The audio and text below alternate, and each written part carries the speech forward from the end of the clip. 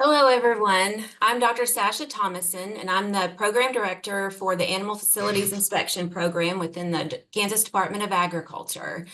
Um, I appreciate everyone taking their time to be here today for this webinar. For the next hour, we will be focusing on diseases of public health importance in pet animal facilities. This is important to all KDA license holders because these diseases can be passed to humans by the animals in these facilities, whether those humans are the animal caretakers in the facilities, the veterinarian caring for those animals, or the new pet owner, etc. But before we begin, a couple of housekeeping items. During the presentation portion of this session, all participant microphones will be muted by the meeting host. So if you have a question during the presentation, submit your question using the chat button at the bottom of the screen. We'll be monitoring that, and we'll ask all those at the conclusion of the presentation. And then this will be recorded and posted online next week for those that can't be here today. I would like to introduce Dr. Erin Petro now. She's the state public health veterinarian at the Kansas Department of Health and Environment. In this role, she oversees rabies and zoonotic disease public health surveillance within Kansas, including consulting with and advising program staff, healthcare professionals, veterinarians, livestock and companion animal owners, and the public on various aspects of rabies, vector-borne, and zoonotic disease transmission and control strategies. Prior to joining KDHE for this position, Dr. Petro was in a mixed animal practice in rural southeast Minnesota. And so, Dr. Petro, I'll now turn it over to you to get started. Thanks. All right, thank you, Dr. Thomason. I am really excited to be here today and talk about zoonotic diseases. It's one of my passions, so hopefully you guys will find this interesting. So today we are going to describe how zoonotic diseases are spread from animals to people. I'll talk about a few specific zoonotic diseases of concern, especially in breeding and shelter animal populations, and then we'll wrap up with identifying some infection control practices, and I'll leave you with some resources to help prevent zoonotic disease transmission in your facilities. So first, let's start with defining what zoonotic diseases are. Zoonotic diseases are infectious, communicable diseases that can be transmitted between people and animals. And that's something that I really like to emphasize is that it's between. It's not this unidirectional flow of diseases from animals to people, but also keeping in mind that as humans, we can pass diseases to our animals as well. Zoonotic diseases are much more common than many people realize. About 2/3 of human pathogens that are in circulation today are zoonotic in origin. And when we consider emerging pathogens, about 3/4 of those are zoonotic in origin. So when we think of some of these major disease outbreaks that we're having right now, like Oropouche virus and dengue virus, those are vector-borne diseases. And then monkeypox virus, which we've had a couple of years ago and we're seeing a resurgence again, is a zoonotic virus that is originally transmitted from animals to people. And now we're seeing it host adapted to be transmitted more efficiently from person to person. So it's very common out there to have that. And when we think about zoonotic diseases, we really try to take a One Health approach to their prevention and control. You may have heard the term One Health thrown around. It gets put out there a lot lately as this buzzword, but really this is what it's about. It's the concept that the health of humans, animals, plants, and our shared environment are all intertwined and they have this dynamic interplay so that when one of these domains is changed, it affects all of those other domains and it can be in a positive or a negative way. So, in today's context, it means that keeping our pets and other animals that we're caring for healthy keeps us healthy as well. So, now that we understand what zoonotic diseases are, I want to talk about the different ways that these can be transmitted. Now, depending on the source that you look at, you might see these broken down a little bit differently.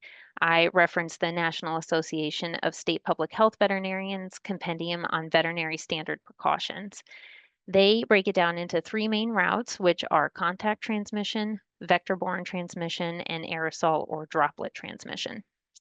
So some of these are pretty obvious. Direct transmission from sick animals, bites, or scratches. We can easily see how that can transmit disease from an animal to a person. But another major route of transmission is through indirect contact with these pathogens by having contact with animal poop, pee, or contaminated environments, and then not properly washing hands and then having that hand-to-mouth contact. The same holds true when we're handling animal products, like their food or cages, perhaps putting these objects on the counter and then later touching or preparing human food for human consumption on that same surface. And in household settings, we commonly see this method of indirect transmission with salmonella, so transmission through fomites. And then the respiratory and aerosol droplet transmission is probably going to be renamed hopefully soon into more just respiratory transmission to make that more clear that it's just the inhalation of pathogens. And that's something that we see commonly with psittacosis in certain bird populations, and we can also see it with things like Q fever or brucellosis. So here on the slide, I have listed some common zoonotic diseases. Many of these pathogens have been documented in the literature multiple times as causing disease in veterinarians, veterinary technicians, animal owners, breeders, and others involved in the care of animals. Now, I'm not going to have time to go through all of these today, so don't worry, it's not just going to be a speed through all of these, but I've picked out a few that I think are important either because we see them all the time or because they're ones that we might not think of that can really have an impact on humans and especially our animals. So first, let's discuss bite wound infections. Bite wounds are a major source of zoonotic infection, and they're probably something that gets overlooked too often, but they are a real risk for those that suffer a bite wound. A review of animal bites by the New England Journal of Medicine found that about 3 to 18% of dog bites and 28 to 80% of cat bites became infected. So, why are these cat bites so much more likely to be infected?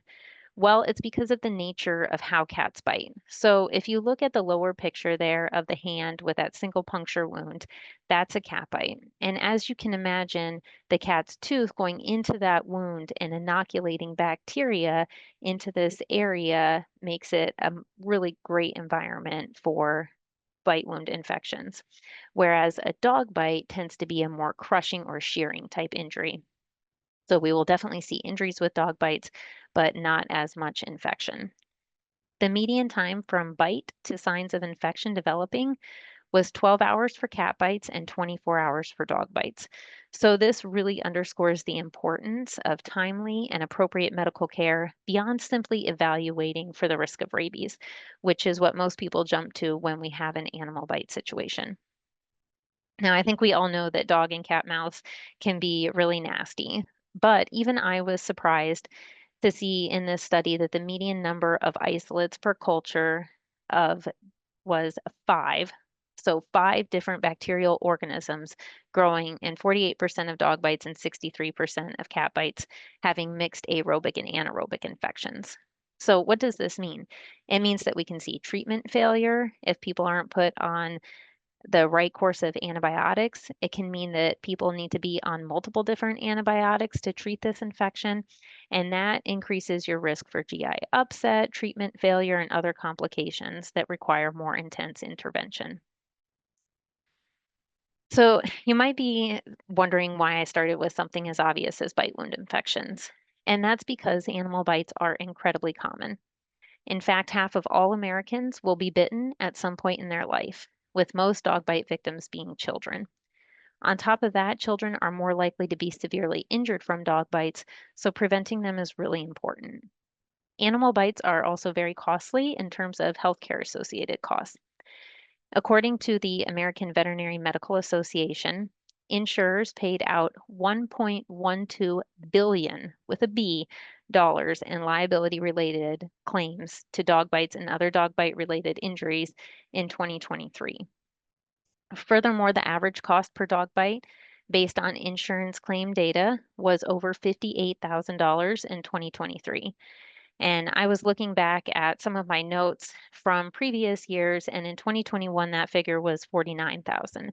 for each dog bite injury. So you can see that these costs only continue to increase, which is why preventing bites as much as we can is really important. Okay, so I don't think you guys are able to come off mute, but if you have any guesses as to what might be depicted in this picture, if you want to just pop it in the chat, which I also don't know if I can see. Oh, there we go. I'll move that over there. Oh, good. Okay, great. I see several people coming in with ringworm. So yes, that is correct. Let me get back over to my screen. So this is a very common zoonotic infection, ringworm or dermatophytosis, and it's actually the most common occupationally acquired zoonosis reported by veterinarians, but it also commonly affects animal owners and others who are involved in pet care. So we can see that the most common source is typically kittens or young cats because they can be asymptomatic carriers. So you might not necessarily see lesions on them. However, I have a picture of a cat here with dermatophytosis, and you can see that it's got hair loss on its ears and some flakiness there on its head. So when we see these types of lesions, we need to be mindful that it could be something like ringworm and try to prevent that infection through proper hand hygiene. Now, I realize that ringworm is not life-threatening, but it is unpleasant, and it can open us up for other things like secondary bacterial infections. So it's just something that we want to be mindful of. And it really is kind of the premise of a good hand hygiene infection control program, is preventing those easily preventable diseases. Okay, so now moving on to our next zoonotic agent. Does anyone have a guess as to what might be the common risk factor here between this dog food, our scaly bearded dragon, this adorable tiny turtle, and a precious little kitten with diarrhea? Salmonella. Oh, great. You guys are awesome. That's exactly right. Okay, so salmonellosis. Salmonella is a zoonotic infection that we see commonly transmitted from these different sources. It's responsible for large multi-state outbreaks linked to backyard poultry every year. And the likelihood of transmission from some of these animals is also responsible for legislation that we see, like the banning of the sale of tiny turtles. So, tiny turtles are defined as turtles with shells less than 4 inches in diameter, and they have a much greater risk of zoonotic salmonella transmission than adult turtles. So that is why it is banned on a national level and on a state level. So you cannot purchase or sell tiny turtles in the state of Kansas. There are a few exceptions for educational purposes and things like that. But in general, that is why we see some of that legislation. Proper handling of these animals, so not kissing them like we commonly see with our backyard poultry and reptiles, and ensuring that we have appropriate hand hygiene after handling these animals is really important in preventing transmission. All right, so clearly you guys have heard of salmonella, but I just wanted to give a little bit more background on what it is. So salmonella is a bacteria that is commonly found in the intestines of some animals and even in some people. And sometimes these salmonella bacteria make animals sick, and sometimes they appear healthy, but still shed salmonella in their feces. People become infected when they ingest these bacteria, and most commonly, this is associated with eating food that has salmonella on it or has been contaminated with salmonella. So these would be like our foodborne cases of salmonella. The CDC estimates that salmonella bacteria cause about 1.35 million infections, over 26,000 hospitalizations, and over 400 deaths in the United States every year. So you can see that it is a major pathogen affecting our health. Food, again, is the source for most of these illnesses. Symptoms of salmonella are fever and GI upset like stomach cramps and diarrhea. And thankfully for most, this is a self-limiting illness that lasts about a week or less. However, there are groups of people who are more likely to get sick or experience severe illness. So children under 5 are the most likely to get a salmonella infection. However, people taking certain medications, for example, stomach acid reducers, are also at an increased risk of infection. And then when it comes to disease severity, infants, adults age greater than 65, and people with weakened immune systems are more likely to experience severe infections. So when we look at populations of dogs, how common is salmonella shedding?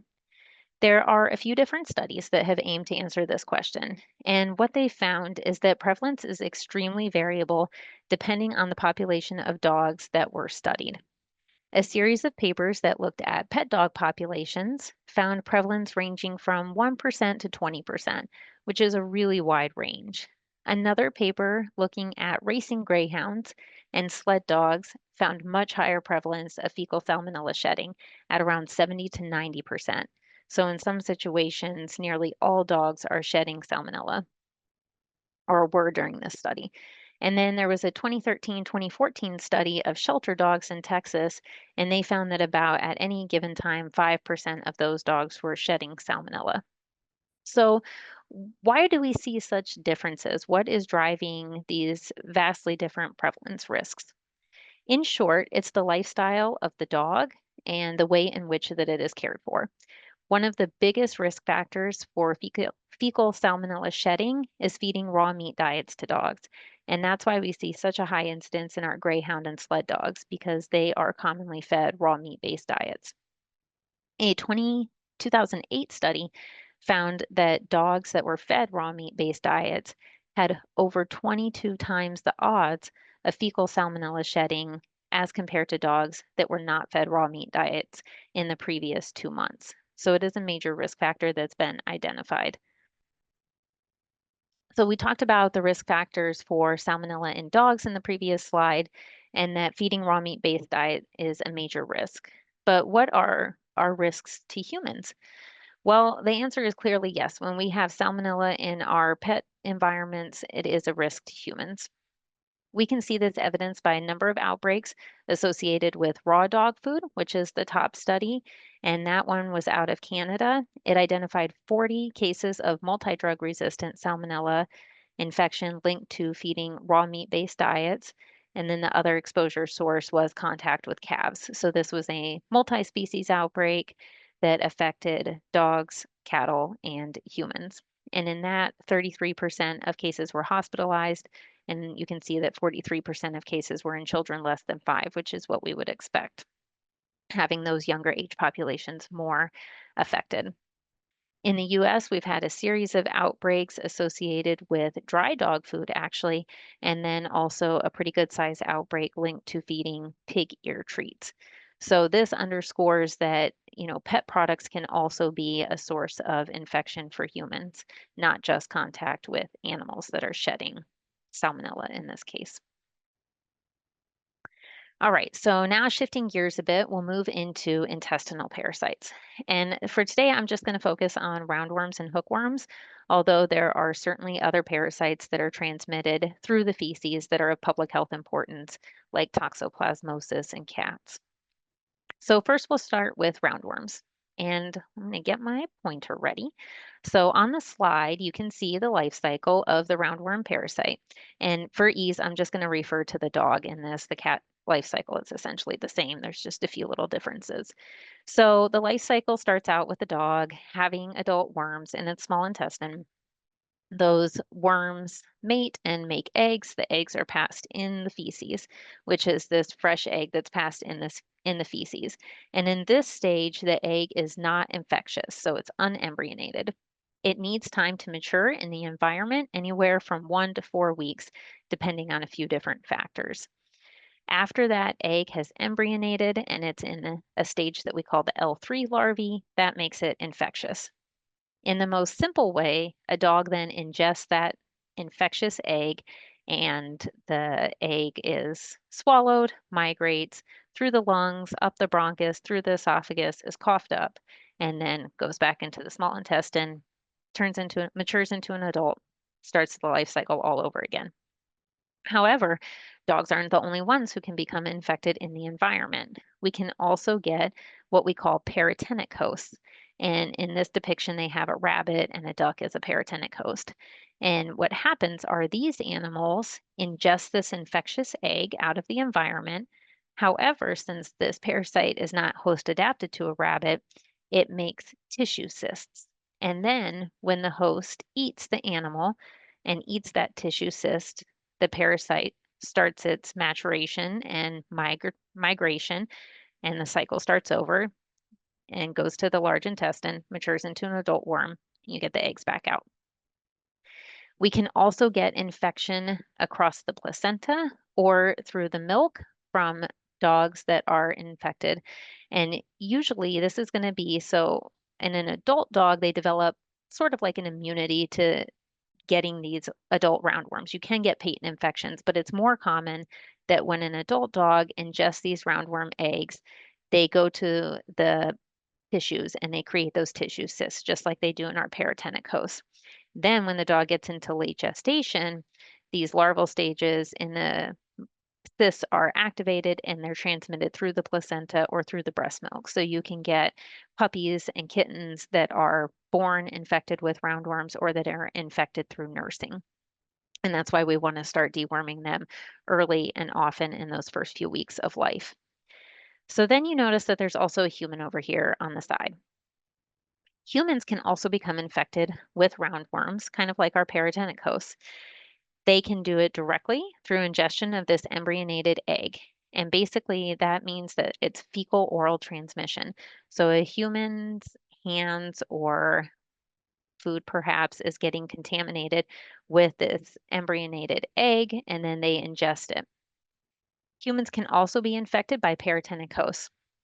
So this is more commonly going to be birds. They get a fairly high worm burden in their liver, and then liver is pretty common to be eaten not thoroughly cooked. And so that's how humans can become infected through foodborne transmission of these roundworms. And then just briefly on the hookworm life cycle, which, all in all is pretty similar to roundworms, except for the mode of transmission is that this free living larvae here penetrates the skin and infects animals. It also goes through the whole migration, coughed up, matures in the large intestine or in the intestines, and then is passed as an egg. The egg also has to be in the environment for about 2 weeks before it develops into this infective L3 larvae and is infectious to the next host. And that's another way that humans can become infected is through skin penetration, just like our animals. So, why do we care about these parasites from a human health perspective? These tiny parasites can have some major consequences, particularly in young children. So remember in the life cycle how the immature phase of the parasite is ingested, it migrates through the lungs, and it's coughed up and goes back to the intestines. Well, that happens because dogs and cats are the definitive host. That's who the parasite is host adapted to. It's not host adapted to humans and paratenic hosts. So although a similar migratory path takes place when humans accidentally ingest the parasite, unfortunately, since they're not host adapted, these migrations go off course. And that's where we can see issues like I have listed here on the slide. So first I'll start with visceral larval migrants. And this occurs mostly in preschool children. The larvae migrate through the organs in the abdomen and then invade multiple tissues like the liver, lung, skeletal muscle, and occasionally the heart. And then depending on where they migrate to, they may cause symptoms that are severe. You can imagine having parasites in your heart is not great. Or they might cause these nonspecific symptoms like fever, muscle aches, weight loss, cough, rashes, enlarged liver, enlarged spleen. So in this picture, this is the patient's liver outlined here. And then in the circle here, I have where the cysts are from those visceral larval migrants. And you can see that it takes up at least a third, if not half, of this liver space in this person. So that can be pretty significant. These larvae can also migrate to other locations in the body and cause problems, notably to the eye, resulting in ocular larval migrants. And that is what is being depicted in this picture here. This child's eye, you can see it has that blue discoloration, and this is a picture of the retina or the back part of the eye. These white spots are all areas of damage from the migrating larvae, and then this is the larvae that has migrated to the back of the eye. So these can have pretty severe consequences for the eye, leading to blindness.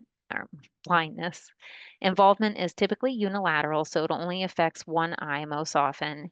And because of it affecting children, it can often be misdiagnosed as a tumor called a retinoblastoma. Ocular larval migrants most often affects older children or young adults, and these people will uncommonly have the visceral larval manifestations.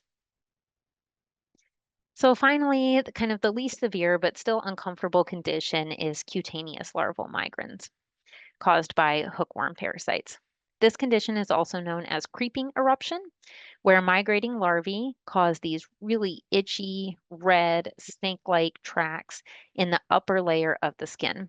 So when a person steps on this free-living larvae, the larvae penetrates the skin and then migrates through that upper layer and causes inflammation as it goes. These tracks may spread up to a few centimeters daily, and then you can also get secondary infections developing from excessive scratching because they're so itchy.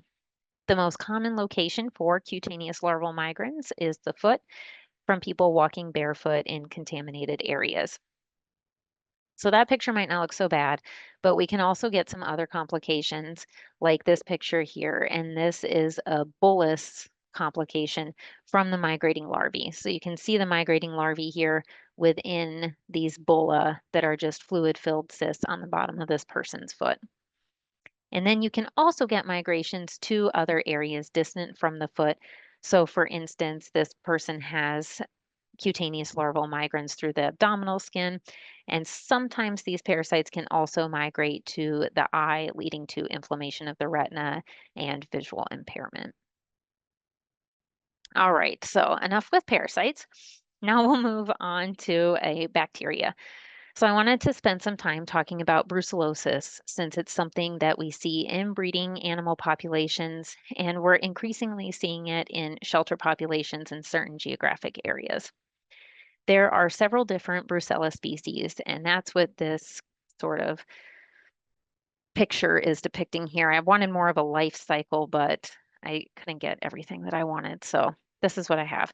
We're going to be focusing on Brucella canis here, but there are other Brucella species that humans can become infected with and also that dogs can become infected with. So brucellosis is a small intracellular gram-negative bacteria. And again, although dogs can occasionally become infected with other Brucella species through exposure to infected domestic production animals or other ways, dogs are the preferred host for Brucella canis. Brucella canis was first identified in the US in 1966, and it is now found worldwide. Sexual transmission is an important mode of transmission for Brucella canis in dogs, which is why we see it so commonly or more commonly in our breeding populations than in, say, a pet dog population. Transmission can also occur, though, through other routes like ingestion or through broken skin after contamination with aborted tissues. So here we're thinking placenta, fetal tissues, vaginal discharge, and other vaginal fluids. And it can even be through vaginal discharge during estrus. It doesn't necessarily have to be during whelping. In addition, conjunctival and oral nasal transmission is thought to be possible through exposure to infected milk, seminal fluids, and urine. And we've even seen aerosolization, so respiratory transmission reported in kennel and laboratory settings, as well as spread by fomites under certain conditions. So it really is ticking off almost all of our boxes for different modes of transmission. So what does brucellosis look like in dogs? Clinical signs in dogs are often associated with the reproductive tract, and they can include infertility, late-term abortion, so around that 45 to 55 day time frame, although it can occur at any stage of gestation. We can see stillbirth, inflammation of the placenta, inflammation of the prostate gland or the testicles, metritis, and epididymitis. Disease could also remain subclinical for years in individuals that are not having reproductive activity or even in spayed and neutered individuals. It should also be considered in animals with certain ocular abnormalities. So here we think about uveitis, and in animals with certain musculoskeletal disorders like arthritis or discospondylitis. These abnormalities are due to the immune reaction that takes place surrounding the antigen antibody complexes that we see with this disease. And then, of course, animals can also have nonspecific clinical signs like lethargy, a dull hair coat, generalized enlarged lymph nodes, and a fever. Fever is not always going to happen like it does in other species, but we do see it. So how about in humans? The symptoms of Brucella canis in humans are generally similar to those of brucellosis caused by other Brucella species, and they are also frequently nonspecific. They can include fever, which is often periodic, so it'll come and go, or it can only be at nighttime sometimes, fatigue, headache, weakness, malaise, chills, sweats, weight loss. So, kind of these very nonspecific signs. You can also see enlargement of the liver and spleen and lymph nodes. And you'll find some, if you look through the literature, multiple statements that say that Brucella canis infections tend to cause mild illness in humans compared to other Brucella species. However, we have had serious manifestations of disease described, and there's also problems with diagnosing brucellosis in humans. So, some of our more severe manifestations can include septic arthritis, osteomyelitis of the bone of the head, epidural abscesses, oral lesions, aneurysms, culture negative endocarditis. So, there's a lot of different ways that this can present. And the problem with diagnosing it is that there's not a serology test for humans for Brucella canis like we have for dogs. So culture is the gold standard, and this organism can be very difficult to culture. So oftentimes we're probably missing infections in humans. We have humans that are exposed, they have these nonspecific clinical signs, and then there's not a good diagnostic test. So I like this quote from the National Association of State Public Health Veterinarians. It says, although the low numbers of known human cases imply that the impact of Brucella canis on human health is minimal, it seems likely that a lack of clinical suspicion of infection, its nonspecific clinical presentation, the non-availability of approved serologic tests, and the organism's fastidiousness in culture all result in the underdiagnosis and subsequently the underreporting of this infection. And that really, for me, sums up brucellosis in humans. So I do have a case report that I thought was pretty interesting that I wanted to go through about a human Brucella infection. And it just really underscores how complicated these investigations can get, how many different agencies they can involve, and the time span. So on April 26th, a 3-year-old female with an unremarkable medical history presented to a New York City emergency department after 2 days of dry cough, nasal congestion, clear nasal discharge, and 1 day of difficulty breathing with a fever of 101. On physical exam, the child had difficulty breathing and a low oxygen saturation. X-rays were taken and revealed signs suggestive of lung consolidation. So the child received 2 doses of nebulized albuterol and 1 dose of an antibiotic, followed by nebulization with saline every 4 hours. By day 2, her symptoms resolved and she was discharged home. At that time, the emergency department did do testing for influenza and RSV, both of which were negative. Blood and respiratory specimens were also collected at that time for culture. So meanwhile, the child's respiratory viral culture was negative. However, her ED blood culture grew gram-negative rods by May 2nd, which was day 6, and she was called back to the ED for evaluation. Her clinical exam was again unremarkable. So the blood culture was thought to have been contaminated, and a second set of blood cultures were drawn. No treatment was prescribed at that time. On May 11th, which was day 15 after illness, the first blood specimen for culture that was collected in the ED was identified as Brucella canis by the New York City Public Health Laboratory, and the child was again called back for evaluation and treatment. Additional laboratory analysis of the child's blood revealed that her liver enzymes were elevated. The second blood culture collected on day 6 also grew similar colonies of gram-negative rods. A third blood specimen was collected for culture, after which antibiotics with multi-course of antibiotics were started for 6 weeks. Follow-up visits were conducted during the 3 months after hospital discharge, and the child remained asymptomatic. Blood was obtained 1 week and 6 weeks after antimicrobial treatment. Cultures were negative, and the liver values returned back to normal after only 1 week of treatment. So, pretty good outcome for the child. On day 15, right here, when that first culture came back positive, the New York City Department of Health and Mental Hygiene interviewed the patient's mother regarding potential exposures for the child's infection. In March of that year, the family had purchased an 8-week-old male Yorkshire Terrier from a New York City pet store. The mother reported that the child and puppy had frequent contact. The puppy remained in the apartment except for brief periods and did not have contact with other children. Aside from a second adult spayed female dog who had been with the family for 7 years, the puppy had no contact with other dogs. On day 16, which was March 12th, both dogs were examined by a veterinarian and blood was collected for Brucella canis antibody screening by a commercial test. The adult dog's sera sample was positive on the screening test, so it was sent to the Animal Health Diagnostic Center, New York State Veterinary Diagnostic Lab, for another screening test and a confirmation test. The second screening test was also positive. However, the AGID2 or the confirmatory test was negative. So they interpreted that either the dog was not infected with Brucella canis, so the screening test was a false positive, which we definitely see, or the dog was acutely infected, and that confirmatory test requires the specimen to be obtained 2 to 3 months after exposure for a positive status. The puppy serologic specimen was not submitted to the Animal Health Diagnostic Center because the commercial screening test was negative. However, whole blood was collected from the puppy and the adult dog and was sent for culturing on day 27. The puppy's blood culture grew Brucella canis. The adult dogs did not. So then standard protocols were followed by USDA for phenotypic and molecular evaluation of that sample. Specimens were also sent to the CDC for comparison with the case patient's isolate.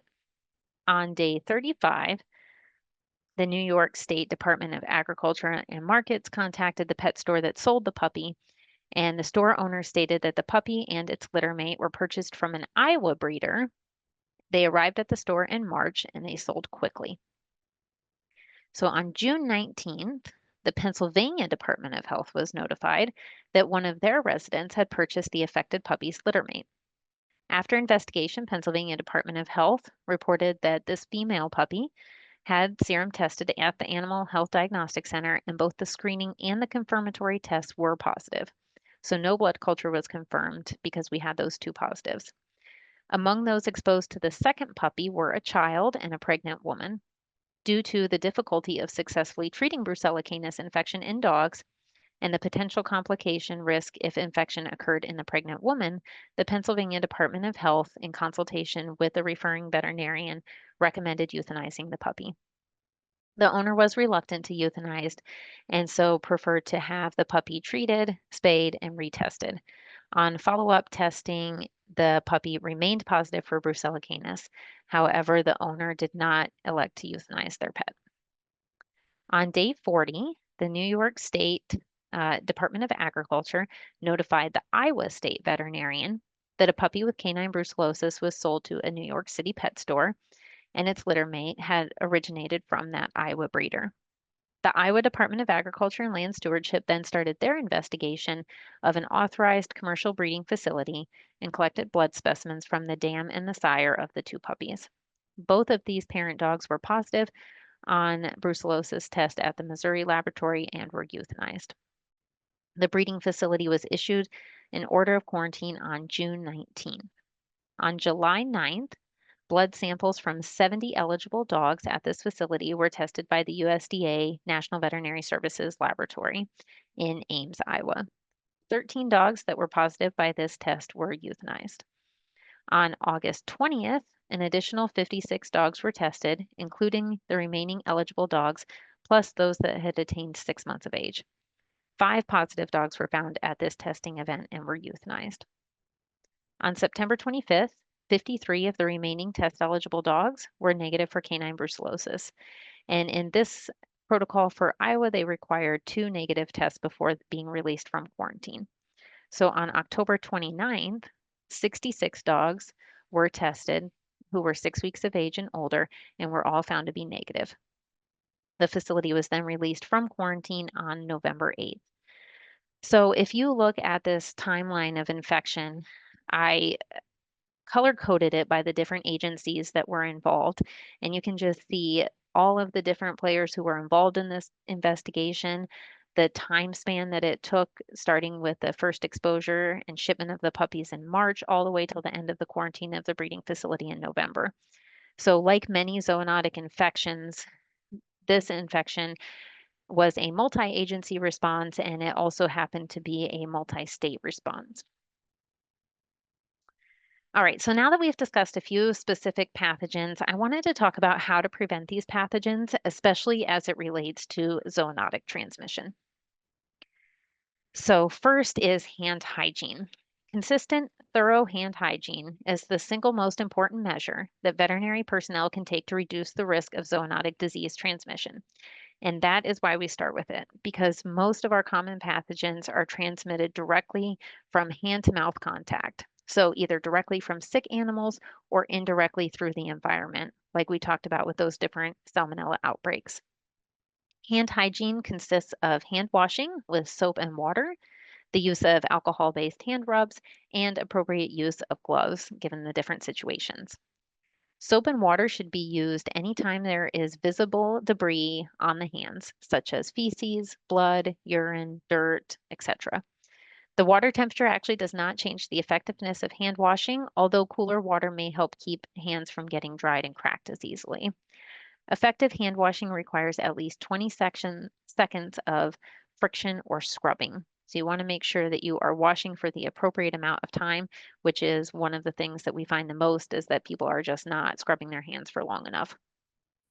An alcohol-based hand sanitizer is quicker than using soap and water and can be an effective means of increasing compliance with hand hygiene. However, hand sanitizer is not appropriate if hands are visibly soiled with feces, blood, organic matter, etc. Another thing that I always like to mention is that hand soaps can also be susceptible to bacterial overgrowth and have been associated with hospital-acquired infections. So to prevent the creation of this bacterial reservoir or cross-contamination, no additional soap should be added to liquid soap dispensers before they are emptied. So they should not be topped off. Once they're completely empty, you can clean them out, dry them, and then refill them with liquid soap or your sealed soap refills. And then another thing that I like to mention is having hand lotion readily available for employees because dry, cracked hands can harbor bacteria. They can also be painful, which has been shown to reduce compliance with hand washing. So when should we be washing our hands? I like to go through these because they might not always be obvious. The first one is before and after all patient contact. Washing hands in between different animals or animal groups helps decrease the risk of transmitting an infection within a setting, so in a shelter from animal to animal or in a breeding facility from animal to animal. You should always wash your hands after they are grossly soiled, as we discussed on the previous slide.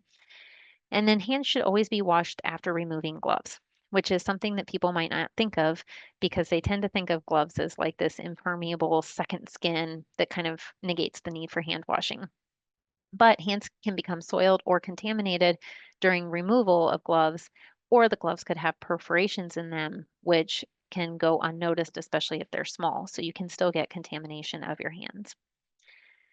They should be washed after cleaning tables, cages, food and water bowls. Like we talked about, some of those pet products can be contaminated with different zoonotic pathogens. So anytime after handling those products, you should wash hands. Of course, before eating, drinking, or preparing food, and after using the restroom. And then another one that people sometimes miss is before going home at the end of the day. There are many pathogens that can remain infective on clothing and hands for several hours. So, for instance, influenza can remain infective on hands for up to 12 hours. So, being sure to wash your hands at the end of the day so that you're not bringing anything home to your personal pets or other family members is really important. So, next we'll move on to environmental infection control. Cleaning and disinfection of equipment and environmental surfaces is really paramount in infection control. So make sure you want to wear gloves when cleaning and disinfecting cages and other surfaces and performing hand hygiene afterwards. Clean surfaces and equipment to remove organic matter, and then use your disinfectant. And you'll want to make sure that you use one that is according to the manufacturer's instructions. Sometimes if we're not using the right disinfectant for the right equipment, it can cause damage to that equipment like rust, which can be sources of infection. Clean and disinfect animal cages, toys, food and water bowls between uses or whenever they are visibly soiled. And then you'll want to clean litter boxes at least once daily. Another important thing is keeping clean items separate from dirty items. And I always like to mention handling laundry. I know for me personally, I have a laundry basket in my kids' closet. They put their dirty laundry in there, and then I carry it down to the basement, do the laundry, and put the clean laundry right back in the dirty laundry basket. Maybe not such a big deal, maybe not the best practice for home use, but maybe hopefully not such a big deal. But if you are laundering these items that have been soiled with different zoonotic pathogens, you can get cross-contamination by putting these clean laundered items back into a dirty laundry basket. So what I recommend is just having two separate baskets, labeling them so that people are clear on which one is clean and which one is dirty, and then putting your clean laundered items back into the clean basket to be folded or transported. Another important concept is rodent and vector control, because these animals can be carriers of pathogens as well. Rodents can carry salmonella and bring that into the facility. So you'll want to seal entry points, eliminate clutter and sources of standing water where these vectors can be harbored, keep animal food in closed metal or thick plastic covered containers, and then dispose of your food waste properly so that you keep the facility free of rodents, mosquitoes, flies, things like that. And then finally, having a designated employee break room and designated food refrigerators. Because we do see so many of these pathogens transmitted hand to mouth, we can get contamination of counter surfaces and things like that. So if you have employees eating in these areas where animals are treated or cared for, you can easily get cross contamination of the hands and food items. So just to kind of sum it up, these are kind of the main pillars for zoonotic disease prevention and control. First being regular and routine veterinary care. We talked about the One Health concept and that if we can keep our pets healthy, we can also keep our people healthy.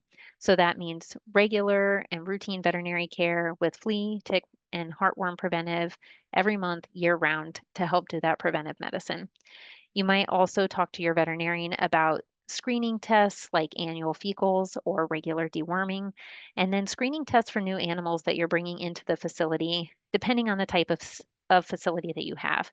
So if you have a breeding operation, you might consider screening for sexually transmitted infections like brucellosis, like we talked about. That's not something that you want to bring that into your facility if you don't have it.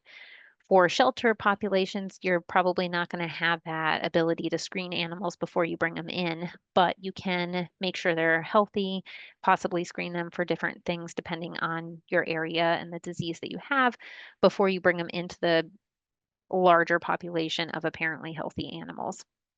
You want to keep your facilities clean, like we talked about, washing hands after touching, feeding, and caring for animals, cleaning up that animal waste promptly. The parasites that we talk about need that time in the environment to mature and become infective. So if you clean your waste up, you're really helping reduce your environmental contamination. And then implementing a facility infection control plan helps everyone be on the same page and make sure that you're getting your bases covered when it comes to infection control. And then finally, interacting with our animals safely. So this means not kissing animals on the mouths or face or letting them lick your face. Animals' mouths are dirty and you don't want that going directly into your mouth or on your face. It's also a great way to get bitten, so we want to avoid bites and scratches and then always supervise young children around animals, even ones that are familiar to them, because we don't want them to have a bite injury. Here are some resources that I'll leave you with. The NASPHV compendium. These are geared more towards veterinary clinics, many of them, but you can adapt them for shelter situations or breeding situations.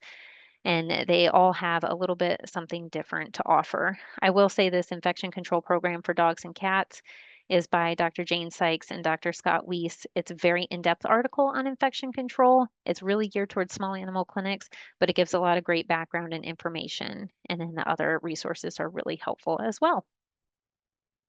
Okay, that is all that I have. I am happy to take questions. Dr. Petro, thank you so much for that. We do have several in the chat. The first one was, what do you think the likelihood that pet bites are actually reported in the community, not necessarily the pet animal industry? And then a follow-up to that is, yeah, what is the reporting requirements for our facility owners or licensees? Yes, that's a really great question. So in Kansas, we are a decentralized state, which means that the counties and the local health departments have the authority for public health control in their jurisdiction, which is the county. So in some counties, animal bites are reportable. In some counties, they are not reportable. So I do not have a good idea of what the incidence of animal bites are in Kansas because they're not reportable to the state. I know that, like, for instance, Barton County, they're reportable there. Their public health department has a specific follow-up protocol that they follow every time a person reports an animal bite. So that would be something to check with your local health department. Okay. And then the next one, most of the next ones are about brucellosis. And Okay. so one of the questions is, can you provide the citation or reference for the aerosolization spread of the brucellosis? Yes, I can send that to you. Gotcha. And Because I think, then, are my slides going to be oh, available for people as well? yeah, yeah. Okay. Well, Yep. when we post them, they can look at that. Perfect. Okay. Okay. Yeah. So So I it's, can email that to you so that you can make that available for them as well. okay. Thank you for that. And then what does human treatment for brucellosis look like?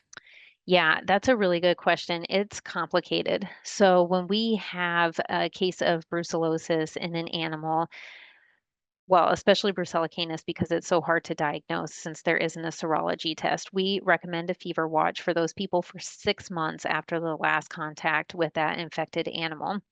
If during that time period they develop symptoms and they are diagnosed with brucellosis, the treatment is going to be a course of antibiotics. Often this is going to be a multi-antibiotic therapy, so like a TMS plus rifampin for a minimum of 6 weeks. And it kind of depends on the site of infection, how severe the infection is, and the person's individual health status. So if they're immunocompromised, it might be a little bit different of an antibiotic therapy, or it might be prolonged duration. If they have it in a location that is more complicated, like these heart lesions that can form, that might require something like surgery to actually remove that nidus of infection. So it really depends on where the infection has localized, if it's caught acutely or if it's later during the course of illness, and then that person's individual health status.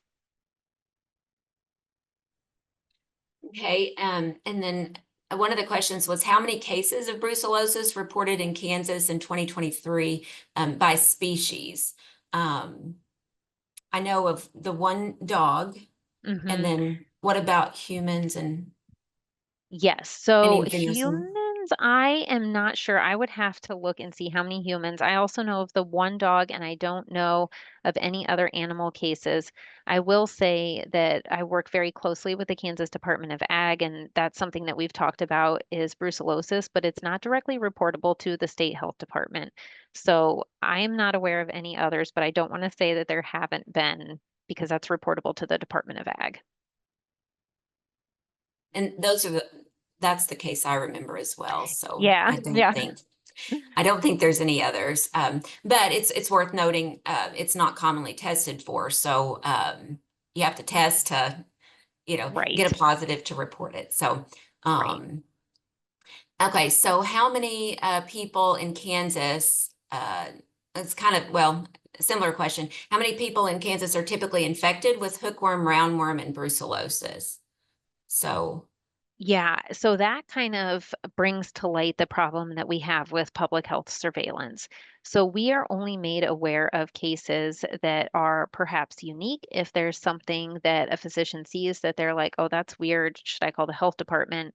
they'll tell us about it, or if it's on our list of reportable diseases. So hookworms and roundworms are not reportable. Brucellosis is, but we can have the same, kind of testing problems in humans about false positives and things like that. So I don't personally, we investigate, our local health departments investigate every positive lab, but I don't know how many cases that actually is, but I can look and see in previous years. It's just not something that we see a lot of. The hookworms and roundworms, we just wouldn't have any visibility on because they're not reportable. So unless a physician directly calls us, we won't know about that. Gotcha. And then another person wanted to know if there's any recent case studies of brucellosis in humans. There probably are more recent ones. So for Brucella canis specifically, there have only been around 50 cases of that reported, perhaps 10 more since that number was last published a couple decades ago. But the problem with that is, again, the testing. And so there have been a couple of different studies that have tried to look at seroprevalence of Brucella canis to see how common it is in the population. And the problem is that we just get these widely different sero surveys. So we have ones that say there's only, maybe 4% of the population or 0.8% of the population, and then some of them that are as high as 70% of the population. And what that should tell us when we're seeing these wildly different numbers is that we don't have a good test to be able to look for past infection of Brucella canis specifically. So when people are infected, it often goes undiagnosed because it's this kind of non-specific illness that might be attributed to something else like seasonal influenza or even a vector-borne disease or a foodborne illness. So we I think it's really underreported and underrecognized because we just don't have a good test for it and there's not that availability. The only way to diagnose it, Brucella canis in humans, is through culture. And if you're not catching it in that acute infection or very serious illness, and because the organism is so difficult to culture, you're probably going to miss it. Gotcha. And then I can answer the last one, whether AFI, our program, consulted with you on the proposed AFI regulations that we were considering regarding sick animal transfer and then import of animals. And so the answer to that is not directly. We do have monthly meetings with Dr. Petro's team where we keep each other updated on what's going on. But as far as showing her the written, what we had proposed and getting her feedback, we did not do that. So is there any, there's no other, or does not appear to be any other questions. So I just want to thank Dr. Petro for her time and expertise, and everyone have a good day. Thanks. And I just wanted to really quick, there's my contact information. So if you have any questions, I'm always happy to talk about zoonotic diseases. Feel free to email or call. Perfect. Thank you. Thanks.